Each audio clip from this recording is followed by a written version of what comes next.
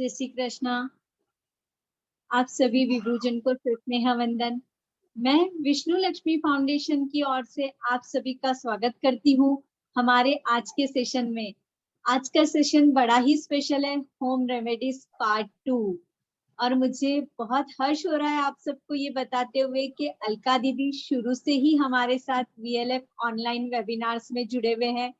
आज उनका ये वीएलएफ के प्लेटफॉर्म से 15th सेशन है। आज तक उन्होंने इतने सारे सेशंस और टॉपिक कवर किए हैं कि हम काफी कुछ जानकारी उनसे इकट्ठा कर पाए हैं। तो आज का जो सेशन है उसमें भी हमें बताने वाले हैं लास्ट पार्ट 1 से आगे कंटिन्यू। लास्ट टाइम हमने सर, आंख, नाक, गले यहाँ तक देखा था और आज आगे का रहेगा हृदय रोग, उच्च रक्तचाप, कोलेस्ट्रॉल, औषध को हम घरेलू औषधियों से आसानी से कैसे ठीक कर सकते हैं।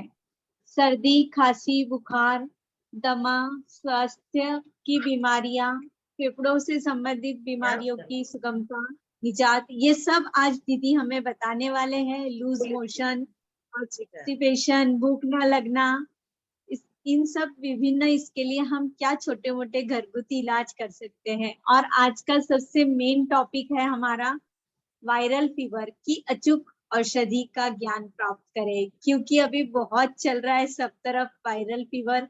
तो हम सबको स्वस्थ रहना है। विभू की यही कोशिश होती है कि सबका जीवन स्वस्थ चलता रहे आसानी से। तो मैं अपने शब्द सुमन से हमारी आज की speaker naturopathic doctor Alka Gupta ji from Nagpur, उनका स्वागत करना चाहती हूँ। वे किसी परिचय की मोहताज तो नहीं है, फिर भी शॉर्ट में 2 लाइन बता देती हूँ।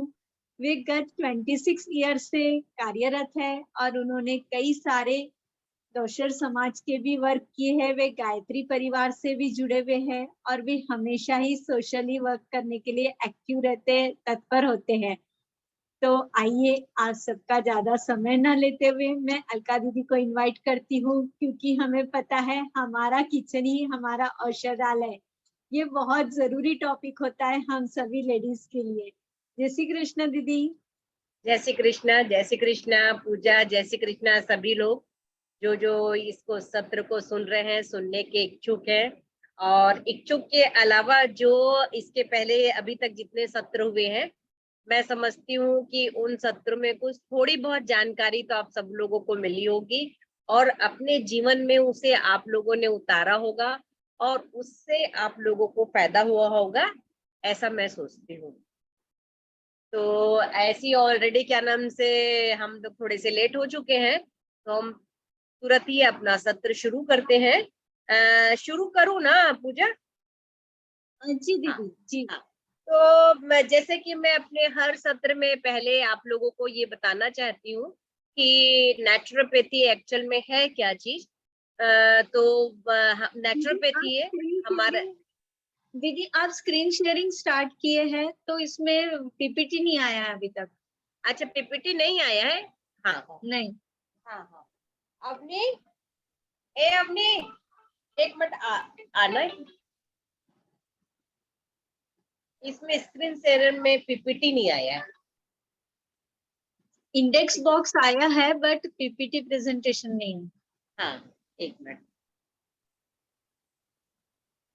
ये क्या, मैं बेटी के यहाँ आई हुई हूँ, बेटी कर रही है और अभी नाती भी अभी है थोड़ा सा परेशान कर रहा है। वो मम्मी जब से सवेरे से काम लगी हुई वही पीपीटी बनाई है।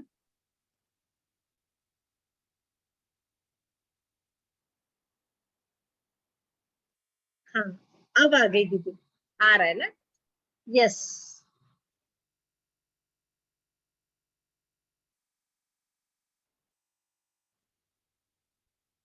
आ गया ना पूजा?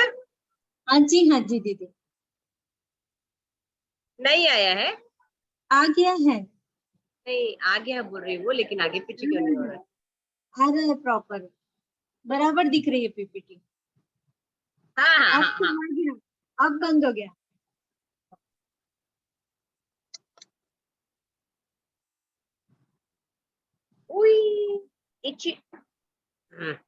हाँ, आ गया ना पूजा?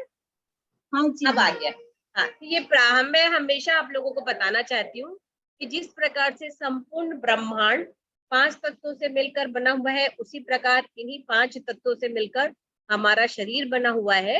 और जब हमारे शरीर में सब चीज का प्रॉपर संतुलन रहता है, तो हम लोग स्वस्थ रहते हैं। लेकिन किसी भी वजह से यदि हमारे शरीर में इन तत्वों का इम्बैलेंस होता है, तो हम बीमार पड़ते हैं। ये नेचुरोपैथी का बेसिक फंडा है। तो नेचुरोपैथी को हम बहुत शॉर्ट में, मेरे ख्याल से 1-2 मिनट में मैं सिर्फ बता देती हूँ कि नेचुरोपैथी में जो हम 5 तत्वों को चिकित्सा के रूप में इस्तेमाल करते हैं, उसमें सर्वप्रथम है मिट्टी है, पृथ्वी है। तो उसमें हम मिट्टी से अपने शरीर को मिट्टी लगाते हैं जहां पर भी कोई प्रॉब्लम होता है। फिर उसके बाद जल से ठीक करते हैं, फिर वायु से ठीक करते हैं और अग्नि से ठीक करते हैं। उसके बाद है आकाश तत्व। आकाश तत्व मतलब उपास करना। अभी देखिए कि अभी विभूजन में बहुत अच्छा ये हम मेरा जो आ रहा है, ऑडियो आ रहा है, उसको आप जरूर से सुनिए, तो उससे आप जानेंगे कि आकाश तत्व होता क्या है और उपास करने के हमारे कितने लाभ हैं, और उपास करने से हमारे को हम पूर्ण रूप से स्वस्थ हो सकते हैं सिर्फ उपास करने से। तो अब हम थोड़ा सा देखेंगे मिट्टी तत्व को कैसे हम अपने जीवन में उतार सकते हैं। मिट्टी की हम पट्टी लगा सकते हैं जहां पर भी हमारे को कोई प्रॉब्लम हो। अगर मान लो मिट्टी नहीं है, तो हम क्या कर सकते हैं, जहां पर मिट्टी का गड्ढा खोदकर उसमें पानी डालकर जैसे कीचड़ रहता है, वह कीचड़ में आपको लेटना है। वहां पर उससे भी आप पूरे संपूर्ण शरीर की चिकित्सा कर सकते हैं।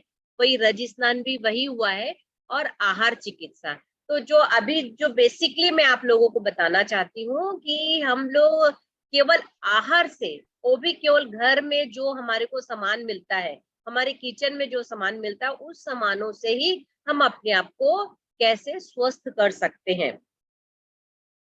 फिर जल तत्व है। जल तो हमारे घर में हर किसी के पास में रहता है।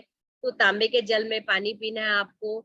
और कटी स्नान है, एक टब रहता है, उस टब में आपको पेट तक पानी डालकर बैठना रहता है, उसको कटी स्नान बोलते हैं। रीड स्नान, जिसमें रीड को हम पानी में डुबोते हैं, वो रीड स्नान है। पाद स्नान, जिसमें पानी में केवल अपने पैर को रखते हैं, वो पाद स्नान है। फिर पूरे शरीर में हम भाप लेते हैं, वो भाप स्नान है। ये लोकल भाप भी हम लेते हैं, घुटने में दर्द है तो घुटने में, कमर में। और फिर पानी की पट्टी रखते हैं। पानी की पट्टी के बारे में भी अक्सर मैं आप लोगों को बताती हूँ कि पानी की पट्टी एक चमत्कार है, और पानी की पट्टी हम घर में बना सकते हैं, बहुत इजीली बना सकते हैं। ठंडा गर्म का सेक करना है। नेचुरोपैथी में सेक केवल ठंडा नहीं करते, ना ही गर्म करते, ठंडा गर्म दोनों सेक करते हैं। फिर जल नेति, एक नाक से पानी डाल के दूसरे नाक से निकालना है। जल नेति हम घर में कर सकते हैं, इससे ही हमारे को कफ निकलता है, साइनस में फायदा होता है, सर दर्द में फायदा होता है, नेत्र विकार हमारे दूर होते हैं, हमारे को गला हमारा बैठता है तो हम गरारे करते हैं। एनिमा लेने से हमारा पेट साफ हो जाता है, जिससे कॉन्स्टिपेशन हमारे को नहीं होता है। और मैं अक्सर ये बात आप लोगों को कहती हूँ, यह सारी बीमारी की जड़ हमारा कॉन्स्टिपेशन है। यदि हम एनिमा लेना सीख जाते हैं, और घर में हम एनिमा ले सकते हैं, तो एनिमा अगर आप लेते हैं तो आप बिल्कुल स्वस्थ हो सकते हैं। फिर अग्नि तत्व है। अग्नि तत्व तो बहुत इजी सा है। आप सूर्य स्नान ले सकते हैं। धूप में आप कुछ घंटे तक बैठिए, पूरे शरीर में थोड़ा सा ठंडे पानी से पट्टी लपेट लीजिए, और धूप में बैठ जाइए, या फिर सर में थोड़ा सा पत्ती रख लीजिए, या ठंडे पानी की पट्टी रख लीजिए, फिर बैठ जाइए। तो इस प्रकार से सूर्य स्नान आपका हो जाता है। तो इससे कि आपके शरीर में विटामिन डी की वृद्धि हो जाती है, जिससे कि जोड़ों का दर्द, हड्डियों का दर्द हमारा ठीक होता है। वायु तत्व है। वायु तत्व में हम क्या करते हैं, अपने शरीर के अंदर वायु को अंदर ग्रहण करते हैं। तो उसके लिए हमको प्राणायाम करना है, सवेरे सवेरे मॉर्निंग वॉक करना है। हम यज्ञ देखिए, हम हमारे गायत्री परिवार में कितना अच्छा यज्ञ के बारे में बताते हैं कि जब हम यज्ञ करते हैं, तो यज्ञ में जो हवन होती है, जो भी हमारी सामग्री, उसको हम इनहेल करते हैं। उसको इनहेल करने से हम स्वस्थ होते हैं। और सुगंध चिकित्सा भी उसी प्रकार की है। फिर है आकाश तत्व। आकाश तत्व के बारे में इसके पहले मैं आप लोगों को बता चुकी हूँ। और जो भी विभूजन से जुड़े हुए हैं, जरूर से उस ऑडियो को सुनिए। यदि आप लोगों को वो ऑडियो पसंद आता है, तो मैं और भी उसका डिटेल आप लोगों को बताना चाहूंगी, कि जिससे कि आप लोग घर बैठे कैसे आप स्वस्थ हो सकते हैं। अब हम सबसे मेन जब यहाँ पर है, जो आज का मेन टॉपिक है उस पर हम आएंगे, वो है आहार चिकित्सा। आहार चिकित्सा, ये बात को भी मैं हर बार ये कहती हूँ कि हमारा जो किचन है वही हमारा औषधालय है, वही हमारा रुग्णालय है। वहीं से हमारे को हम स्वस्थ होते हैं और वहीं से हम बीमार होते हैं। यदि हम आहार में हम तामसिक आहार खाते हैं या हम राजसी आहार की मात्रा हमारे जीवन में ज्यादा होती है तो हम बीमार पड़ते हैं। लेकिन यही हम अगर सात्विक आहार खाते हैं तो हम स्वस्थ होते हैं। और ये बात भी अक्सर मैं आप लोगों से कहती हूँ, हमारे आहार में सीजनल, रीजनल और ओरिजिनल हमेशा होना चाहिए। सीजनल मतलब जो भी सीजन की चीजें आ रही हैं। ये नहीं, कुछ लोग क्या कहते हैं कि एप्पल खाने से आप हमेशा स्वस्थ रहते हैं। आप 12 महीना एप्पल मत खाइए। आपको अभी जाम का समय है तो जाम खाइए, जब आंवले का सीजन है तो आंवला खाइए। जो सीजनल फल है वो सीजनल का खाइए। जिस रीजन में आप रहते हैं उस रीजन के हिसाब से वहां पर फल आते हैं, उस रीजन से ही फल खाइए। Seasonal, regional, original. ओरिजिनल मतलब तुरंत ही जहां हमारे खेतों से मिला हुआ, बगीचों से मिला हुआ चीज खाना है। हमको डिब्बा बंद चीजें हमारे को अपने आहार में नहीं लेना है। ये हुआ हमारा सीजनल, रीजनल और ओरिजिनल। अब हम इसके पहले मैं 3 चीज की चिकित्सा ले चुकी हूँ, तो अब हम आएंगे कि हमारे शरीर के मध्य की में जो बीमारियां होती हैं उसको लेंगे। तो सबसे पहले हम लेंगे लंग से संबंधित जितनी भी बीमारियां होती हैं उनको हम किस प्रकार से ठीक कर सकते हैं। अब लंग्स देखिए, सबसे पहले लंग्स हमारा, फेफड़ा हमारा जब इफेक्टेड होता है, अभी देखिए कम से ये जो ऋतु परिवर्तन का समय है, जब ऋतु परिवर्तन का समय होता है, अब अभी तो बेमौसम बारिश हो रही है। मैं अभी मुंबई में हूँ बेटी के यहाँ, जिस दिन से आई उस दिन से कंटिन्यू यहाँ बारिश हो रही। तो ऐसे समय में जो स्वस्थ लोग रहते हैं वो भी अस्वस्थ हो जाते हैं, क्योंकि मौसम इतना खराब मौसम है। उसकी वजह से लोगों को सर्दी होती है, खांसी होती है, कफ होता है, फिर वही बढ़कर ब्रोंकाइटिस हो जाता है, निमोनिया हो जाता है, साइनस हो जाता है। तो किसी भी प्रकार की आपको यदि इस प्रकार का प्रॉब्लम है, तो इस प्रकार के प्रॉब्लम की हमारे को क्या करना है कि सुहागा लेना है। मैं समझती हूँ कि अभी जितने लोग भी ऑनलाइन है, वो यदि कॉपी पेन लेकर बैठे और लिखें तो ज्यादा बेहतर होगा, क्योंकि हम इसको सुनेंगे फिर कुछ समय के बाद हम इसको भूल जाएंगे। लेकिन अगर आप लिख लेंगे तो आपको याद रहेगा कि हाँ, मैंने ये चीज पढ़ा था, ये चीज सुना था, तो इसको मुझको करना है। तो इसके लिए हमारे को क्या करना है, सुहागा लेना है।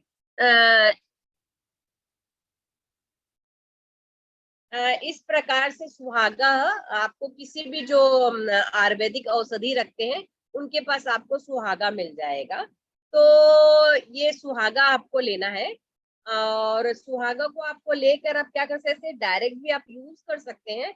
और यदि आप डायरेक्ट यूज नहीं करते हैं सपोज, तो फिर आप क्या कर सकते हैं कि इसको आप लोहे की कढ़ाई में या तवे में बारीक कूट के आप डाल दीजिए और धीरे धीरे उसको चलाइए। लोहे की चमचा से आपको चलाना है। चलाने के फिर क्या होगा, वो थोड़ा पानी जैसा हो जाएगा।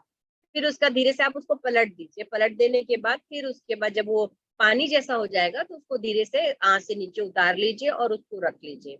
बस थोड़ी देर के बाद ये आपकी औषधि बन गई। फिर इसको बारीक पीस लीजिए। पीसने के बाद इसमें अलका दीदी, ये सुहागा क्या होता है? सुहागा क्या होता है? सुहागा एक औषधि है, जैसे कि फिटकरी होती है ना, उसी प्रकार का ये सुहागा होता है। ये आपको मैंने बताया है कि किसी भी आयुर्वेदिक शॉप में ये आपको मिल जाएगा। है नी, ये इस प्रकार, जिस प्रकार से फिटकरी होती है ना, उसी प्रकार का ये सुहागा होता है नी। ये सुहागा आपको लेना है। और अगर देखिए, जैसे मैंने बताया प्रोसीजर, यदि मान लो आपको ऐसा लगता है कि तवा में क्या बोलना जी, शुद्ध करने में टाइम लगेगा, तो आप ऐसे भी इसको पीस के रख सकते हैं। अब इसको पीसना है, मैं आपको एक बता देती हूँ प्रमाण, कि 10 ग्राम आपको सुहागा लेना है। 10 ग्राम आपने सुहागा ले लिया। 10 ग्राम सुहागा लेने के बाद आपको 100 ग्राम ऐसे करके मिश्री लेना है। ये मिश्री लेना है, फिर मिश्री को बारीक कूट लेना है, पीस लेना है। 10 ग्राम सुहागा और 100 ग्राम मिश्री दोनों को फिर मिला लेना है। और मिला लेने के बाद आपको इसको कुनकुने पानी में प्रातः लेना है और रात को सोते समय आपको लेना है। इसको, ये इतनी अच्छी औषधि है कि इसको आप जो छोटे बच्चे होते हैं, साल 6 महीने से लेके साल भर के बच्चे, मतलब 6 महीने के बाद कितना भी बड़ा बच्चा हो, इंसान हो, वो इसको ले सकता है। ये इतनी अच्छी औषधि कि इससे आपका फेफड़े से रिलेटेड जितनी भी बीमारियां हैं, हर बीमारियां इससे ठीक होती है, किसी भी प्रकार की बीमारी, और इसका कोई साइड इफेक्ट नहीं है। इसको आप बिल्कुल ले सकते हैं। अब ये सुहागा जो मैंने बताया है, ये जरूर से आप लोग लीजिए। अगर नहीं ले सकते तो दूसरा इजी चीज मैं आप लोग को बता रही हूँ, जो कि सभी लोग करते हैं। आपको काली मिर्ची लेना है। जैसे मान लो आपने 7 काली मिर्ची ली है और 7 बतासे लीजिए।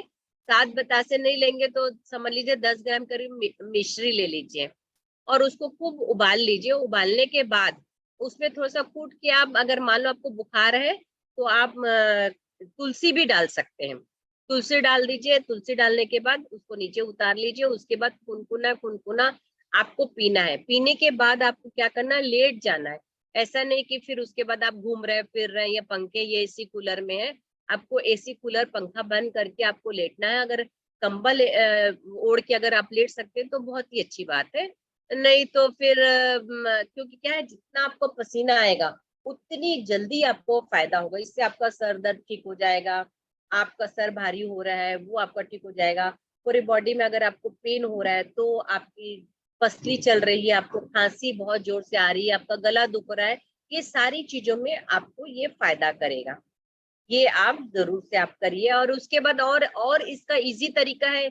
यदि मान लो अगर आप ये नहीं कर सकते तो आप ये कर सकते हैं कि काली मिर्ची को बारीक पीस लीजिए। पीसने के बाद उसमें इतना शहद मिलाइए कि थोड़ा सा ऐसा वो चाटने लायक हो जाए। तो उसको दिन में 3-4 बार आपको चाटना है। इसको चाटने से भी आपका जो खांसी का प्रॉब्लम है, खास करके सूखी खांसी, उसमें भी आपको फायदा होता है। और बहुत बार क्या होता है, लोगों की ना ऐसे नाक बंद हो जाती है। तो नाक बंद करने के लिए ये बहुत ही अच्छा है, सब लोगों को मालूम है, लेकिन हम लोग यूज नहीं करते हैं। तो आप क्या करिए कि थोड़ा सा 5 ग्राम के करीब ये ले लीजिए, आप अजवाइन ले लीजिए और थोड़ा सा उसमें कपूर डाल लीजिए। और उसको अजवाइन पहले गरम करना है, उसको पोटली में डाल के फिर उसमें कपूर डालना है थोड़ा सा एकदम। और डालने के बाद उसको सूंघना है। जब आप उसको सूंघेंगे तो आपकी जो बंद नाक है वो आपकी इमिजिएट खुल जाती है। तो इसको भी आप जरूर से अपनाइए, करिए।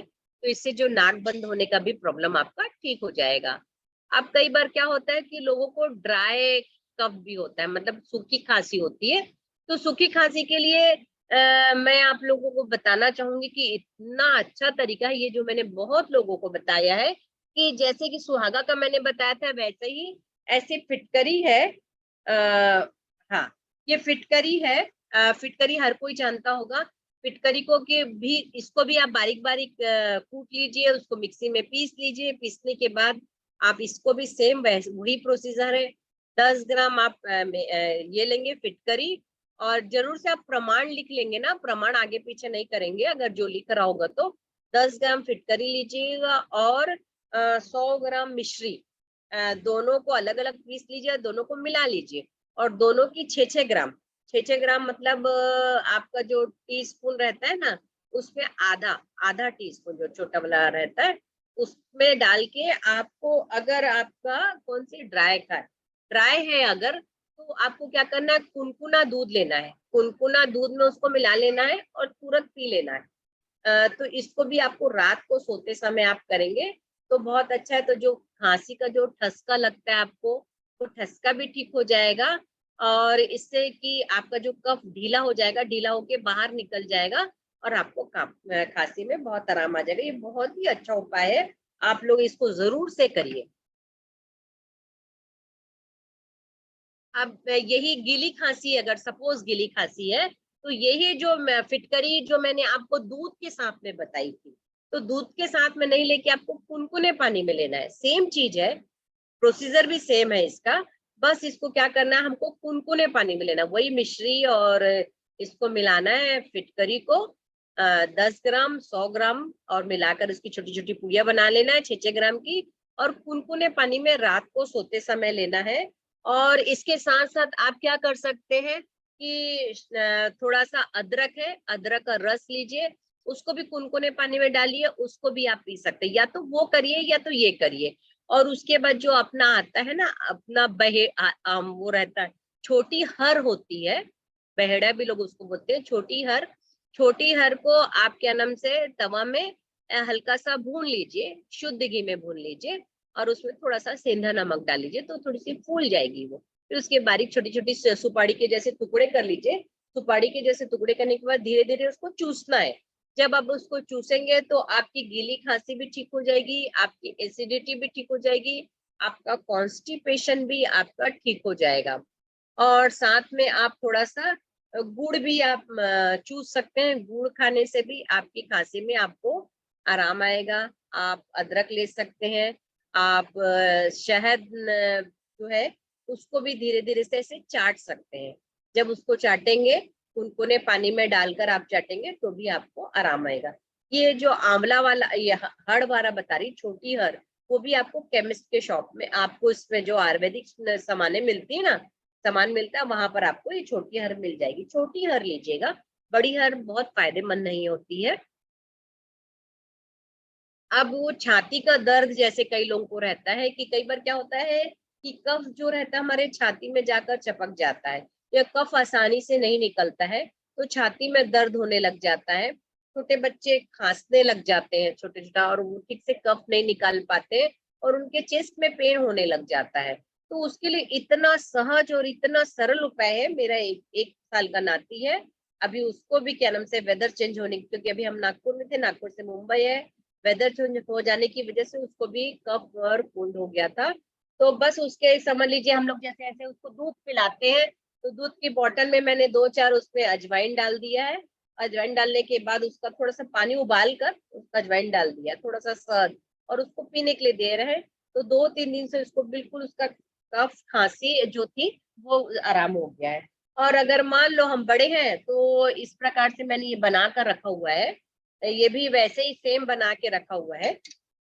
ये समझ लिए मैंने तो 1 लीटर बनाया था, क्योंकि अभी सभी लोगों को हमारे घर में वैसे ही हो गया है, सर्दी खांसी सी हो रही है। तो 1 लीटर पानी में मैंने 10 ग्राम के करीब अजवाइन इसमें डाल दी हूँ, और अजवाइन डालने के बाद इसको अच्छे से उबाल ली हूँ। जब ये 900 ग्राम हो गया तो बस ये हमारी औषधि बन गई।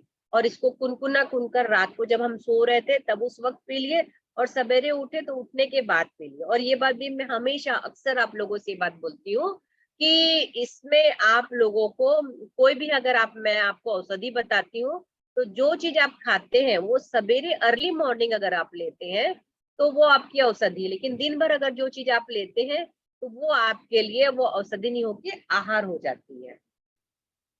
तो ये बहुत ही अच्छी चीज है जिसको आप कभी भी किसी भी समय हम कर सकते हैं।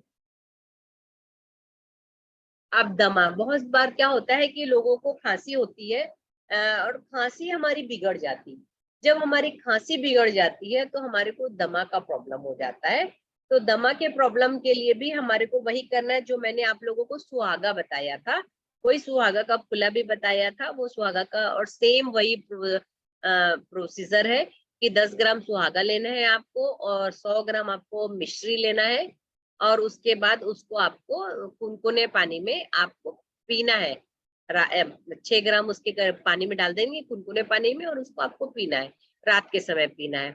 और उसके बाद आप क्या कर सकते हैं, अंजीर, ये अंजीर तो इतने फायदेमंद है जिनको दमा का प्रॉब्लम है। कुछ लोगों को इनहेलर भी इस्तेमाल लोग करते थे, लेकिन जब से ये इस्तेमाल करने लगे हैं तो उनको दमा में बहुत ज्यादा फायदा हो गया है। तो इसमें दमा में क्या करना है आपको, 8 से 10 आपको मुनक्का लेना। 8 से 10 अगर आप नहीं लेंगे तो 4 या 5 मुनक्का पानी में भिगो दीजिए। कांच के बाउल में अगर भिगोएंगे तो बहुत अच्छा है। उसमें आप भिगो दीजिए। भिगो देने के बाद आपको क्या करना है, सवेरे उसको उबालना है। उबालने के बाद फिर उस पानी को भी पी लेना है, और उसको मुनक्का को भी धीरे चबा चबा के आपको लेना है। और यदि आप कई लोगों को क्या होता है, बहुत ज्यादा कफ निकलता है, जिनको कफ निकलता है उनको दूध के साथ में लेना है, और जिनका ड्राई है, सिर्फ ठसका लगता है, सांस जोर जोर से भरती है, उनको पानी के साथ में लेना है। तो ये आप जो अंजीर है, ये अंजीर भी बहुत अच्छी औषधि है। और साथ में अगर आप उसके बाद भी अगर आपको फायदा नहीं होता है तो मुलहटी होती है।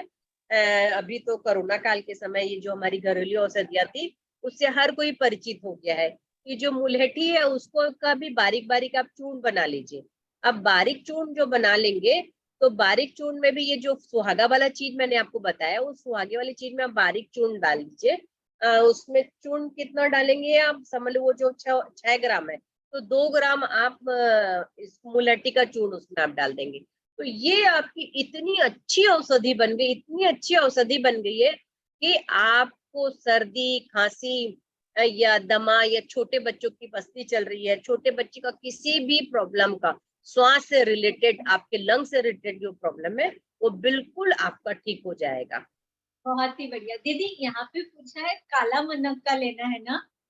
काला मुनक्का भी हम ले सकते हैं, और अंजीर, जो काला मुनक्का भी है, काला मुनक्का अलग चीज है और अंजीर अलग चीज है। जो अंजीर से ज्यादा फायदा होता है, लेकिन अगर हमारे घर में अवेलेबल है काला मुनक्का तो आप उसको भी ले सकते हैं। और साथ में आपको एक चीज और मैं बताऊं, यदि आप ये लेते हैं, अंजीर लेते हैं या काला मुनक्का लेते हैं, दोनों आप ले सकते हैं, तो इससे आपका पेट साफ भी होता है और साथ में आपका हीमोग्लोबिन भी बढ़ता है। ये आपके लिए इतनी अच्छी औषधि है, ये कम से कम गर्भवती महिलाओं के लिए और जो दूध पिलाने वाली महिलाओं के लिए, उनके लिए तो बहुत ही वरदान के जैसा है। इसको आप जरूर से यूज करिए। अब उसके बाद हमारा लंग से रिलेटेड प्रॉब्लम हो गया। अब हृदय से बहुत ही अच्छा, एकदम इतना सरल उपाय मैं आपको बताना चाहूंगी। लोग इतना ज्यादा परेशान और घबरा जाते हैं। हृदय रोग अगर कभी किसी को होता है, एक तो हमारी नासमझी की वजह से होता है, कुछ लोगों को कुछ प्रॉब्लम होती है या वंशानुगत होता है, उसकी वजह से हो जाती है। तो ये बहुत सरल सा उपाय है हमारे पास में। आंवला हमारे को है, जो आंवला पाउडर, जैसे मान लो सपोज 12 महीना हमारे को आंवला नहीं मिलता है, अगर 12 महीना अगर ठंड का सीजन है हमको आंवला मिलता है, तो सबसे पहले हमको आंवला लेना है। आंवला ले लीजिए आप, 5 ग्राम आंवला लेना है। 5 ग्राम आंवले में आपको 10 ग्राम आपको शहद मिलाना है। इसके पहले मैंने बोली कि जो डायबिटीज वाले हैं वो शहद का इस्तेमाल नहीं करेंगे, सिर्फ आप आंवले का इस्तेमाल करेंगे। तो 5 ग्राम आपको आंवला सवेरे आपको खाली पेट खाना है। और अगर मान लो आप खाली पेट रोज नहीं खा सकते हैं आंवला, सॉरी 12 महीने आपको हरा आंवला नहीं मिलता ताजा, तो आप ऐसा ड्राई आंवला पाउडर आता है, ड्राई आंवला पाउडर आप ले लीजिए। इसको रात को 5 ग्राम के करीब आप भिगो दीजिए पानी में, कांच के ग्लास में, और सवेरे उसको आपको पीना है। 2 घंटा तक आपको कुछ नहीं खाना है। ये आपका हृदय रोग के लिए बहुत ही अच्छी चीज है। और उसके बाद भी अगर सपोज इसमें करने में भी आलस आता है आपको, वो भी आपको अवेलेबल नहीं है, तो आप इसका मुरब्बा बना लीजिए। आंवले के मुरब्बा में यदि आप शहद डाल के आंवले का मुरब्बा बनाते हैं तो अति उत्तम है। नहीं तो फिर आप जैसा भी आंवले का मुरब्बा बनाते हैं, तो आपको आंवले का मुरब्बा लेना है। आंवले का मुरब्बा लेने से आपका कोलेस्ट्रॉल भी आपका ठीक होगा। आंवला मुरब्बा मतलब कहने मतलब आपको इतने प्रकार बताया मैंने, आंवला लेना है, जिस भी रूप में आप आंवला लेंगे तो आपका कोलेस्ट्रॉल भी इससे बिल्कुल ठीक हो जाता है। आपका हृदय रोग तो आपका ठीक होता है, आपका लो बीपी भी ठीक हो जाता है, और आपका हाई बीपी भी ठीक हो जाता है। प्लस आपका पेट साफ होने लग जाता है। प्लस आपको क्या ना से विटामिन सी की वृद्धि हो जाती है शरीर में, आपकी स्किन अच्छी हो जाती है। और उसके बाद हम क्या कर सकते हैं कि थोड़ा सा आपको खाने के बाद आप गुड़ भी थोड़ा सा आप ले सकते हैं। और उसके बाद हम क्या कर सकते हैं, और बहुत ही अच्छी चीज है जो बहुत इजी है, जो ये सब चीज में हो सकता है आपको लगे कि अरे इसमें तो करने से दिक्कत हो रही है, तो आप रोज के थोड़ा सा अदरक खाना खाने के बाद या जिस भी टाइम आप खाते हैं, आप एक थोड़ा सा अदरक का समझ लो एक जैसे मटर का दाना रहता है, या समझ लीजिए अगर ग्राम में बोलेंगे तो 3 ग्राम के करीब, 2 से 3 ग्राम के करीब आप अदरक को छील के ले लीजिए और धीरे धीरे से चूस चूस के उसको खाना है आपको। तो ये आपकी हृदय रोग के लिए बेहतरीन उपाय है। अगर आपने इसको शुरू कर दिया तो आपको हृदय रोग कभी भी नहीं होगा। अगर है तो कभी आपको हार्ट का जो प्रॉब्लम है, हार्ट अटैक जो आता है, वो आपको कभी भी नहीं होगा। साथ में हम नींबू पानी भी आप दिन में 2-3 बार लीजिए। नींबू पानी लीजिए, नींबू शरबत लीजिए, और आप शहद भी ले सकते हैं। शहद नींबू पानी, ये आपको हृदय रोग के लिए इतने सारे, यदि सिर्फ हृदय रोग के बारे में अगर मैं चर्चा करूंगी तो 1 घंटे का सत्र उसी में खत्म हो जाएगा। लेकिन सिर्फ एक शब्दों में मैं आप लोगों को बताना चाहूंगी कि किसी भी प्रकार का आपका हृदय रोग का प्रॉब्लम है, ये जो औषधि मैंने आपको बताई है, घरेलू बताई है, ये आपके लिए एक वरदान के समान है। इसको आप जरूर से उपयोग में लाइए। और इसी के बाद हमारा हाई बीपी है। तो हाई बीपी के लिए हम क्या कर सकते हैं, अगर मान लो सपोज आपको हाई बीपी है तो दालचीनी ले लीजिए और दालचीनी का पाउडर बना लीजिए। दालचीनी का पाउडर बना लीजिए, बनाने के बाद उसको आप रखिए। और उसके बाद फिर क्या लीजिए कि आप लहसुन लीजिए। लहसुन की एक कली लीजिए, ज्यादा ज्यादा नहीं लेना है, लहसुन की एक कली लेना है। और सवेरे उठते साथ लहसुन को बारीक बारीक चबा चबा के आपको खाना है। खाना कैसे कि आपके मुंह में लार बन जाए, ऐसे लहसुन खाना है आपको कि मुंह में आपके लार बन जाए। फिर उस लाल को आपको निगल लेना है। उसके बाद आपको 2 ग्राम के करीब इसका जो दालचीनी का पाउडर है वो आपको लेना है। फिर उसके बाद आपको कुनकुना पानी ले लेना है। ये आपका हाई बीपी के लिए हो गया। और अगर मान लो सपोज आपको ऐसा लगता है कि आपकी तासीर हीट वाली है तो आप लहसुन का उपयोग मत करें, क्योंकि लहसुन का उपयोग करने से बॉडी में बहुत ज्यादा हीट हो जाती है। फिर उसके बाद ऐसे ही आप मेथी का भी कर सकते हैं। रात को मेथी आपको भिगाइए और सवेरे आप मेथी ले सकते हैं। उसको धीरे धीरे से चबा चबा के खाएंगे। तो जब आप मेथी आप लेते हैं तो मेथी से आपका कॉन्स्टिपेशन भी आपका ठीक होता है, आपका मधुमेह भी आपका ठीक होता है और आपको बीपी में भी फायदा होता है। और उसके बाद अगर सपोज इसमें भी अगर आपको कोई दिक्कत और परेशानियां होती है तो अर्जुन की छाल होती है। अर्जुन की छाल भी जो अगर आपको कहीं, मैं बता रही हूँ हमेशा, मैं जितनी भी चीजें बताती हूँ अगर जो घर की घरेलू है वो तो हमको घर में मिलती है, और घरेलू अगर नहीं है, अगर घर में नहीं मिलती है, जैसे अर्जुन की छाल है। अब अर्जुन की छाल है तो अर्जुन की छाल है आपको रामदेव बाबा के शॉप आजकल सभी जगह होती है, वहां पर आपको अर्जुन की छाल आपको मिल जाएगी। तो अर्जुन की छाल ले लीजिए, थोड़ा सा उसको भी आप क्या लेंगे, 2 से 5 ग्राम के करीब आप पानी में भिगो दीजिए रात को, एक गिलास कांच के गिलास में, और सवेरे उसको उबालना है। उबालने के बाद 1 गिलास जो पानी है वो आपका 1.25 गिलास हो जाएगा। उसको आपको कुनकुना कुनकुना पीना है। और अगर आप पानी में नहीं करेंगे तो आप दूध में भी कर सकते हैं, दूध से में भी फायदा होता है। तो ये अर्जुन की छाल लेने से बिल्कुल आपका बीपी ठीक हो जाता है। मेरे हस्बैंड को बीपी का प्रॉब्लम हुआ था, उन्होंने ये लिया तो उनका बीपी ठीक हो गया। लेकिन क्या होता है कि हम लोग के मन मस्तिष्क में इतना डर बैठा दिया जाता है कि यदि आप ये लेंगे, ये करेंगे, फिर आपका बीपी बढ़ गया, फिर आपको ब्रेन हैमर हो जाएगा, फिर ये हो जाएगा। तो हम लोग इतना डर जाते हैं तो फिर हम लोग दवाइयां शुरू कर देते हैं। जब दवाइयां शुरू कर देते हैं तो फिर हमको ऐसा लगता है ये सब चीजों का तो कोई मतलब ही नहीं है।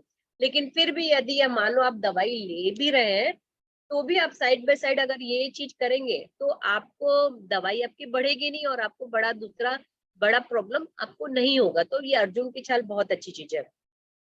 फिर तीसरी चीज है आपकी खसखस। खसखस ले लीजिए आप, 5 ग्राम खसखस ले लीजिए, और 5 ग्राम आप खरबूजे का दाना होता है ना वो ले लीजिए। दोनों को भिगो लीजिए। अब इसको हम ज्यादा प्रमाण में भी बनाकर हम रख सकते हैं अपने फ्रिज में। दोनों को भिगो दीजिए, भिगोने के बाद उसको सवेरे पीस लीजिए। अब पीसने के बाद आपको इसको खाना है। तो इससे आपका बीपी भी ठीक हो जाएगा, साथ में अनिद्रा का लोगों को प्रॉब्लम होता है, अनिद्रा का प्रॉब्लम भी आपका ठीक हो जाएगा। आपकी हड्डियां भी मजबूत हो जाएगी, मन भी शांत होगा, और साथ में आपका बहुत सारे जो फायदे हैं इससे वो भी हो जाएंगे। स्किन में जो ड्राइनेस का प्रॉब्लम होता है वो भी ठीक हो जाएगा, और लोगों को जो डिप्रेशन का प्रॉब्लम होता है वो भी हमारा इस चीज से ठीक होता है। तो ये खरबूजे का और खसखस का जो है वो भी बहुत ही बेहतरीन और अच्छा उपाय है, इसे भी आप जरूर से करें। अब कोलेस्ट्रॉल के लिए देखिए सिंपल सा, सबके घरों में प्याज रहता है ना, लेकिन हम लोग क्या रहते हैं, प्याज को भून के उसमें खूब सारा तेल डाल के और उसकी ग्रेवी बनाकर उसको तामसिक आहार बना देते हैं। तो इसको हम एक सात्विक आहार के रूप में और एक औषधि के रूप में हम कैसे इस्तेमाल कर सकते हैं। तो इससे हमारा कोलेस्ट्रॉल तो हमारा ठीक होता है, हमारा बीपी भी ठीक होता है, चाहे लो हो चाहे हाई हो, हमारा एसिडिटी भी ठीक होता है, और स्किन प्रॉब्लम ठीक होती है, बालों के लिए भी ठीक होता है। तो हमारे को प्याज को यूज करना है। प्याज को आप कैसे यूज करेंगे, अगर आप बीपी के लिए यूज कर रहे हैं, कोलेस्ट्रॉल के लिए यूज कर रहे हैं, चाहे लो है हाई है, तो उसको क्या करना है, 5 ग्राम आप प्याज का रस निकालेंगे, और 10 ग्राम आपको या तो 5 का 5 ग्राम भी आप कर सकते हैं, क्योंकि 10 ग्राम से कई लोगों को बहुत शायद ज्यादा हो जाता है। तो 5 ग्राम प्याज का रस और 5 ग्राम शहद, दोनों को आपस में मिला लीजिए और सवेरे आपको इसको लेना है। तो ये आपके बीपी के लिए, चाहे लो बीपी है या हाई बीपी है, कोलेस्ट्रॉल के लिए या हृदय संबंधी कोई सा भी प्रॉब्लम है उसके लिए। और यदि सपोज अगर आपको एसिडिटी है तो आप दही प्याज आप खाइए तो आपकी एसिडिटी ठीक हो जाएगी।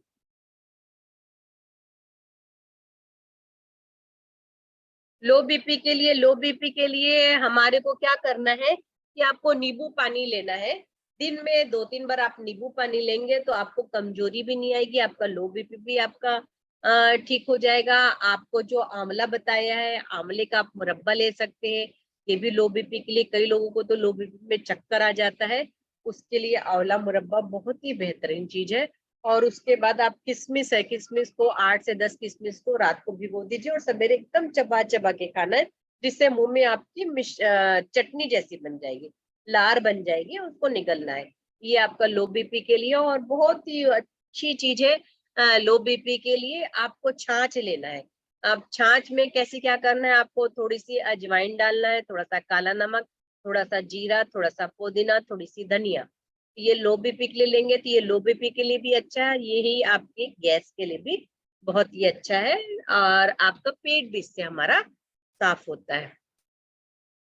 और उसके बाद है, और जो लो बीपी के लिए जो लोगों को प्रॉब्लम रहता है या हाई बीपी दोनों, तो उसमें आपको क्या करना है, 1 महीना तक आप क्या करिए कि कच्चा ये पपीता है, वो पपीता आपको खाली पेट लेना। मतलब खाली पेट कैसे, कि सवेरे रात को जो आपने आहार लिया, सवेरे आपको कुछ भी नहीं लेना, चाय वाय कुछ भी नहीं, कोई सी भी चीज नहीं। लोग क्या बोलते हैं, हाँ खाली पेट तो लिया, एक चाय पी लिए, फिर सब बोलते खाली, वो खाली पेट नहीं हुआ। आपने चाय बिस्कुट ले लिया, वो खाली पेट नहीं है। आपको कुछ भी नहीं लेना है और ब्रेकफास्ट में आपको पपीता लेना है। फिर पपीता लेने के बाद 2 घंटे के बाद आपको आहार लेना है। ये आप 30 से 40 दिन तक आप करते हैं, निश्चित तौर से आपकी आधी से ज्यादा बीमारियां ठीक हो जाती हैं, चाहे वो लो बीपी हो, चाहे हाई बीपी हो, या कॉन्स्टिपेशन हो, या आप मोटे हैं तो आपका वजन भी इससे कम होता है। साथ में जो शहद नींबू पानी मैंने बोला है वो भी आप जरूर से लेंगे। ये लो बीपी हाई बीपी के लिए आपको बहुत ज्यादा फायदा हो जाएगा। अब लीवर के लिए भी देखिए, मैं ये इसके लिए बोल रही हूँ, अगर लीवर की मैं बहुत सारी बीमारियां लूंगी तो बहुत सारी आपको छोटी छोटी टिप्स दूंगी, लेकिन लीवर के लिए एकमात्र एक बहुत अच्छी औषधि मैं आपको बताना चाहूंगी, जिससे कि लीवर से रिलेटेड जितनी भी बीमारियां आपकी होती हैं, चाहे लीवर आपका बड़ा हो गया है या छोटा हो गया है, लीवर ठीक से आपका काम नहीं कर रहा है, आपको भूख नहीं लग रही है, आपको अजीर्ण हो गया है, आपको उल्टी होती है, आपको मिचली आ रही है, आपके मुंह से खून निकल रहा है, किसी भी प्रकार का लीवर का प्रॉब्लम है तो उसके लिए बहुत अच्छी चीज है, उसको आप लोग जरूर से लिखिए। एक नींबू लेना है। अब वो नींबू को आपको क्या करना है, उसके 2 टुकड़े कर लीजिए। ऐसा कर लीजिए कि नींबू के एक ऐसा काटिए कि उसके ऐसे 4 वो हिस्से हो जाए नींबू के। और एक भाग में आपको उसमें भुना जीरा डाल देना है, एक भाग में आपको मिश्री डालना है, एक भाग में सौंठ डालना है, एक भाग में काला नमक डालना है। अब इसको रात को आपको ऐसा अच्छा से दबाकर, नींबू में दबा के आपको रख देना है। रख देने के बाद आप जब खाना खा लेते हैं, खाना खाने के बाद उसको तवा में रख दीजिए, उसको धीरे धीरे आंच में धीमा धीमा भून लीजिए, मतलब जिससे नींबू की तासीर चेंज हो जाएगी और वो जितनी चीजें थोड़ी सी पक जाएगी। अब उसको धीरे धीरे आपको चाटना है। जब आप इसको चाटेंगे तो लीवर से रिलेटेड जितना भी लोग लीवर के लाखों रुपए खर्चा करते हैं, और पूरे टाइम पर हमारे देश का इतना बड़ा अमिताभ बच्चन, इतना बड़ा अभिनेता है, वो भी सफर कर रहे हैं लीवर के प्रॉब्लम से। लेकिन ये छोटी छोटी सी टिक को यदि हम लोग अपना लेते हैं तो हमारे को ये सब प्रॉब्लम नहीं होगी। तो इसको यदि हम चाटते हैं तो हमारे को लीवर से रिलेटेड जितना प्रॉब्लम होता है ठीक होता है। मैं समझती इससे अच्छी कोई दूसरी औषधि हो ही नहीं सकती, आप जरूर से इसे अपनाइए। और फिर उसके लीवर के लिए यदि मान लो आपको और ज्यादा प्रॉब्लम है तो मैंने बताया कि आप अनाज एकदम कम से कम कर दीजिए, जितना अनाज आप कम करेंगे उतना ज्यादा आपको फायदा होगा। और फिर अगर थोड़ा बहुत अनाज लेते हैं तो जो मैंने आपको बताया है, छाछ बताया है, इसके पहले जो छाछ बताई सेम वही छाछ लेना। छाछ किस प्रकार से लेना वो बताया, फिर नींबू पानी लेना है।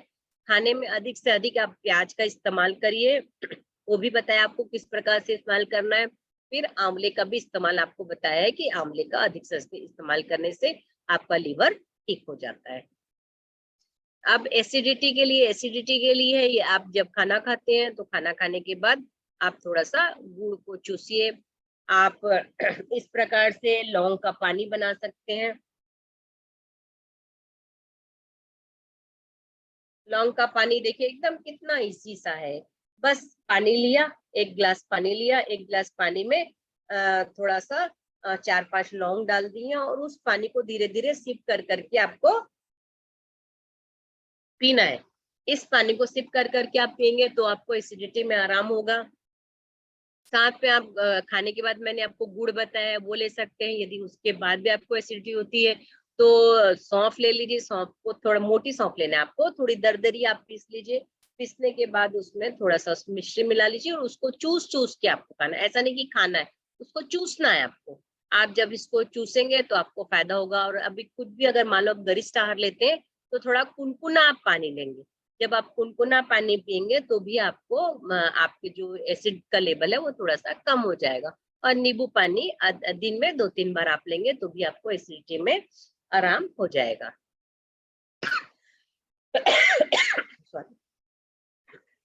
गैस के लिए बहुत ही अच्छी चीज है जो इसके पहले मैंने आपको बताया है। सिर्फ एक यही आप करेंगे तो भी आपको फायदा हो जाएगा। छाछ लेना है, छाछ में आपको थोड़ा सा काला नमक डालना है और थोड़ा सा अजवाइन डालना है पीस के, और थोड़ा सा सीधा नमक और बिल्कुल बारीक सा हींग डाल दीजिए। अगर मान लो हींग से छौंका लगाएंगे तो भी चलेगा आपका। थोड़ी सी मीठी नीम पत्ती और धनिया डाल दीजिए। ये खाना खाने के बाद आपको लेना है। और इतनी सारी चीजें आप नहीं लेंगे तो गैसोहरी चूर्ण रामदेव बाबा का आता है, वो भी बहुत अच्छी चीज है, वो भी आप ले सकते हैं। और अजवाइन जो है उसको थोड़ी सी खाना खाने के बाद आपको चूसना है।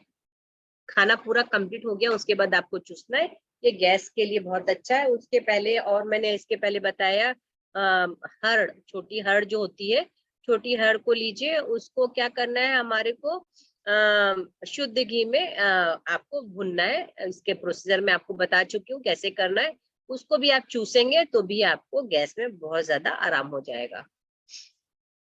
कॉन्स्टिपेशन के लिए अभी देखिए, अभी करेला आ रहा है लोगों के पास ऐसे, तो करेले का हमारे को जूस बनाना है। अब करेले का आप जूस बनाएंगे तो इसको भी हमको क्या करना है, सिर्फ 10 ml आपको लेना है, वो खाली पेट लेना है और 2 घंटा तक कुछ नहीं लेना है।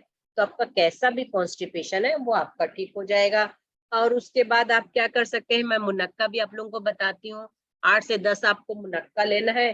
मुनक्का को रात को भिगोना है और सवेरे उसको चबा चबा के खाना है। आप जब ऑरेंज का सीजन है तो आप ऑरेंज जूस ले सकते हैं। ऑरेंज जूस आपको 1 गिलास लेना है। ऑरेंज जूस में आपको कुछ भी नहीं मिलाना है और उसके 2 घंटा तक आपको कुछ नहीं लेना है। ऐसे आप टमाटर का रस ले सकते हैं। जब पालक का सीजन है तो आप पालक ले सकते हैं। तो इससे आपको कॉन्स्टिपेशन में बहुत ज्यादा आराम होता है। और उसके बाद है और अभी जाम जैसे आ रहा है तो आप जाम खाइए, इससे जाम से भी हमारा पेट साफ होता है। पपीता आप खा सकते हैं। आंवले का सीजन है तो आंवला ले सकते हैं। और उसके बाद भी अगर आपको ऐसा लगता है कि आपका पेट साफ नहीं हो रहा है तो आपको क्या करना है, रात को सोते समय आप आधा गिलास दूध लेंगे, कुनकुना दूध लेंगे। उसमें 10 ग्राम आप अरंडी का तेल डालेंगे। अरंडी का तेल डालिए और उसको आप कुनकुना कुनकुन जितना आप गर्म पी सकते हैं उतना पीना, सिप सिप करके पी लेना। उसके बाद आपको कुछ नहीं लेना है। इससे भी आपका पेट साफ हो जाएगा। नहीं तो आप मुनक्का वाला जो मैंने आपको उपाय बताई और अक्सर मैं बताती हूँ वो उपाय करिए, इससे आपका पेट साफ हो जाएगा। और जो अरंडी का तेल है, सपोज आपको कॉन्स्टिपेशन नहीं भी है तो भी आप सप्ताह में 1 दिन का ऐसा नियम बना लीजिए कि 10 ग्राम सॉरी, हाँ 10 ml आपको अरंडी का तेल पी के सो जाना है। फिर दूसरे दिन आपको थोड़ा अच्छे से पेट आपका साफ हो जाएगा।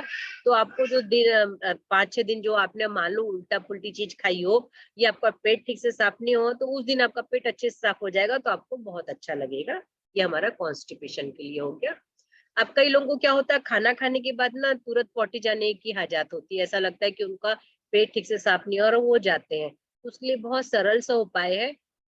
धनिया लेना है, जो पीसी धनिया हमारी रहती है, 100 ग्राम पीसी धनिया ले लीजिए। उसमें आप 10 ग्राम काला नमक मिला लीजिए। बस जैसे ही खाना खत्म होता है तो आप 5 ग्राम के करीब सादे पानी से उसको फाक लीजिए। तो इससे आपका जो खाना खाने के बाद लोगों को पॉटी जाने की आदत है वो ठीक हो जाती है। वो उससे अगर आराम नहीं आता है तो मोटी सौंफ और मिश्री को चूस चूस के खाइए, उससे भी आपका पेट पॉटी नहीं होती है आपको। अगर उससे भी आराम नहीं आता है तो फिर सौंफ, एक भाग सौंफ, एक भाग जीरा और एक भाग मिश्री, तीनों को पीस लीजिए। पीसने के बाद उसको ऐसे 5 ग्राम आपको लेना है, तो इससे बिल्कुल पेट का जो है प्रॉब्लम लोगों का, जो कि लोगों का खाना ठीक से पचता नहीं है, उनको पॉटी जानी पड़ती, वो ठीक हो जाता है। मैं समझती हूँ कि पूजा काफी कुछ मैंने बता दिया है जितना मैं बता सकती थी। और अब अगर क्वेश्चन असन पूछना है तो पूछ सकते हैं। जी जी जरूर दीदी, बहुत ही सुंदर एक्सप्लेनेशन हुआ। दीदी आप ये स्क्रीन शेयरिंग ऑफ कर देंगे तो हम आपको देख पाएंगे आराम से। हाँ हाँ, आपने आपने ये स्क्रीन शेयरिंग बंद कर दे बेटा। पूजा, मैं ये चाहूंगी कि जो छोटे बच्चों के लिए है ना, जो बहुत सारा, क्योंकि मैं हमेशा बताती हूँ मेरा नाती 1 साल का है और मैंने घरेलू चिकित्सा उसके लिए की हुई है, तो उसका भी एक अलग से सत्र रखे तो बहुत ही अच्छा हो, क्योंकि जरूर गर्भवती। जरूर दीदी, हाँ जरूर से रखेंगे। यहाँ कुछ क्वेश्चंस भी है। हाँ हाँ बिल्कुल। लीवर वाला रिपीट तो फिर आपको मिल जाएगा सेशन रिकॉर्डिंग। हाँ हाँ, हाई शुगर प्रॉब्लम के लिए गाइड कीजिए। हाई शुगर, मैंने डायबिटीज का पूजा एक बार अलग से सेशन ले चुकी हूँ, तो उसका हाँ अपन फिर वो से है, लिंक शेयर कर देंगे। यस यस, हाँ पूरा पूरा टॉपिक कवर किया हुआ है हाँ उसमें, डिटेल्स में है। हाँ बिल्कुल दे दिया जाएगा। हाँ। कच्ची प्याज से गले में खराश हो जाती है। कच्ची प्याज से, हाँ ऐसा हाँ। लिखा है यहाँ पे नूतन जी ने। अच्छा अच्छा, ये कच्ची, अगर मान लो आपको प्यासी, ये मैंने सोचा ही था ये क्वेश्चन आएगा, तो ये मैं बना कर रखी हूँ। ये अगर मान लो प्याज से गले में खराश हो जाती है, तो ये हल्दी है, 5 ग्राम हल्दी है, और इसमें थोड़ी सी पिटकरी डली हुई है। इसको कुनकुना करके मैंने रखा हुआ है, इससे आपको गरारा करना है, तो इससे आपको गले में खराश नहीं होगी। इसके पहले मैं बता चुकी थी, लेकिन मेरे को लगा ही कि ये क्वेश्चन आएगा, इसलिए मैंने ये रखा हुआ है। चलो। जी जी दीदी, बहुत ही बढ़िया। इतने सुंदर एक्सप्लेनेशन के साथ दीदी ने हमें एक एक पॉइंट कवर करके दिया। और जो हमारे लिए रानी दीदी कॉन्सेप्ट लाए हैं, विभू का एक नया उपहार आप सभी के लिए, audio health tips by our expertise. पहले भी 10 ऑडियोज मिल चुके हैं आप सबको आयुर्वेदाचार्य सोनाली मानधने जी के, और अभी चल रहे हैं अलका दीदी के उपवास का महत्व को लेते हुए। आ रही है सामने नवरात्रि, तो क्या है हमारे इस नवरात्रि के लिए साइंटिफिक एंड स्पिरिचुअल रीजंस, ये दोनों को कैसा समन्वय करते हुए लेना है, इसके बहुत सुंदर छोटे छोटे ऑडियोज बनाए हैं रानी दीदी की रिक्वेस्ट पर अलका दीदी ने। तो इसका आप सब जरूर से लाभ लीजिए और औरों के साथ भी जरूर से शेयर कीजिएगा। जिन्हें भी जुड़ना है, बीएलएफ का नंबर भी आप दे सकते हैं सभी को, 9168691234।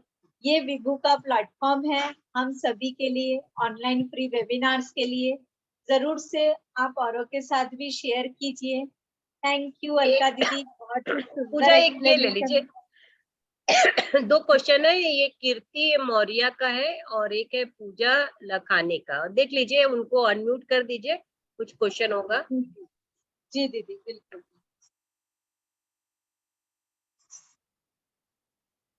जी कीर्ति जी, आपको अनम्यूट किया है यहाँ से। हाँ जी, मेरी बेटी है 8 साल की, और हम्म, लगभग जब से वो पैदा हुई तभी से उसके पसीने में बहुत ज्यादा स्मेल है। अच्छा।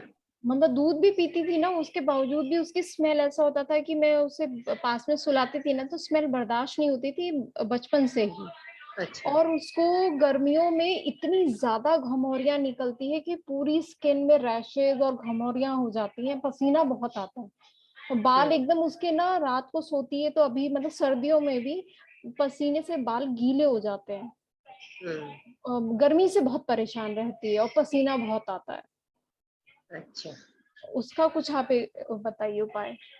हाँ, आपने इसके पहले उसका क्या क्या चिकित्सा की है, कुछ किया है, बताया है डॉक्टर्स लोग? होम्योपैथिक में ही दिखाया था, तो डॉक्टर ने हम लोगों को बोला कि कुछ बर्थ के टाइम पे ही हार्मोनल इम्बैलेंस हो जाता हाँ है, जिसकी हाँ। वजह से ये होता है। तो हम लोगों ने 6 महीना इलाज किया। उस टाइम कुछ दिन तक तो वो ठीक रहा, लेकिन अभी भी ऐसा होता है कि अब उतना पसीना नहीं है, लेकिन फिर भी घमौरियां बहुत होती हैं। रात को बाल, मतलब उसको रात को सोती है तो मॉर्निंग में उसके बाल गीले ही रहते हैं। इतना, मतलब सर्दियों में भी है ना, तो भी उसको बालों में बहुत पसीना आता है। और जरा सी भी गर्मी टेम्परेचर होते तो मोटे मोटे फोड़े निकलने शुरू हो जाते हैं। मुंबई की गर्मियों में घमौरियों से पूरा शरीर भर जाता है, मतलब लिटरली मुझे बर्फ रगड़नी पड़ती है उसके पूरी बॉडी ये पर। जब वो प्रेगनेंसी के समय आपने ऐसे तो नहीं बहुत दवाइयाँ खाई हैं? मुझे जो है ना, बीच में थायराइड हुआ था प्रेगनेंसी के टाइम पर, हाँ। लेकिन अब नहीं है। तो उन्होंने उस टाइम पे जो थायराइड की एक अलग से टैबलेट दी थी, बाकी मैंने कैल्शियम और आयरन की ही दवाइयाँ ली थी। और दूसरा मेरा ऐसा था कि डॉक्टर ने ऐसा बोला था कि मेरे को 8 मंथ में ही डिलीवरी होने वाली थी, तो उन्होंने डिलीवरी को डिले करने के लिए कुछ दवाइयाँ मुझे दी थी। वो मुझे याद तो नहीं है कि कौन सी थी, लेकिन उस टाइम मतलब वो एक स्पेशल दवाई थी जो कि मुझे डिलीवरी 8 मंथ में ना हो उसके लिए उन्होंने मुझे वो दी थी। अच्छा अच्छा अच्छा, ठीक। अच्छा ठीक है, जितना हम अपना घरेलू कर सकते हैं मैं आपको घरेलू बता सकती हूँ कि आप जी। क्या कर सकते हैं। कि जैसे मान लो आप बेटी है, कितने महीने की बताया आपने? नहीं नहीं, अभी तो वो 8 साल की हो 8 गई। साल की। तो 8 साल की तो आप क्या करिए, घर में हम जो आहार में अदरक है, लहसुन है, प्याज है, जी उसका इस्तेमाल आप बिल्कुल बंद कर दीजिए अगर आप घर में खाते होंगे। और कोशिश करिए कि जितना ज्यादा आप ठंडी चीजें आप अधिक से अधिक खिला सके तो खिलाइए। और इसके लिए क्या है, आपको थोड़ा मेरे को डिटेल बताना पड़ेगा। तो मैं क्या करूंगी कि आपका आहार में आप अपनी बेटी को क्या खिला सकते हैं, तो उसका मैं एक छोटा सा वीडियो बना दूंगी। तो उस वीडियो से आपको अच्छे से जानकारी हो जाएगी। और जी कुछ सुझाव के पॉइंट पे मैं आपको बता दूंगी। तो आप मेरे से कांटेक्ट भी कर सकते हैं, और मैं एक वीडियो ही बना दूंगी, क्योंकि ये ऐसा विषय है कि मेरे पास में एक बच्ची थी, उसके साथ भी ये प्रॉब्लम था। इतना ज्यादा तो नहीं था, लेकिन उसको था प्रॉब्लम, तो काफी कुछ उसका ठीक हो गया था। जी। बहुत ही बढ़िया। आपका वीएलएफ नंबर के शेयर नंबर भी करेंगे हम आप? शेयर कर देंगे दीदी। हाँ अभी तुरंत ही सारे ग्रुप्स में नंबर शेयर हो जाएगा अलका दीदी का। आप वीएलएफ में हैं और नहीं तो वीएलएफ का नंबर दिया है यहाँ पर। दीदी का नंबर आप सभी को वीएलएफ ग्रुप में अभी शेयर कर दिया जाएगा तुरंत सेशन के बाद। दीदी हमेशा जुड़े रहते हैं अपने एक साथ। ऋतु मंत्री का भी ले लीजिए आप, जी जी बहुत देर से जी उनका भी वो है हाँ जी। हैंड रेस है। जी रितु दीदी आपको भी अनम्यूट किया है। जी, जय श्री कृष्ण दीदी। जय श्री कृष्ण। हाँ, मेरे पैर ना बहुत ज्यादा ठंडे रहते हैं, हरदम ही बहुत चिल रहते हैं। अच्छा। हाँ, तो फिर रात में भी वो ठंड की वजह से नींद ठीक से नहीं आती है, और फिर उसकी वजह से जॉइंट्स पेन भी बहुत ज्यादा है मुझे। हाँ हाँ हाँ हाँ।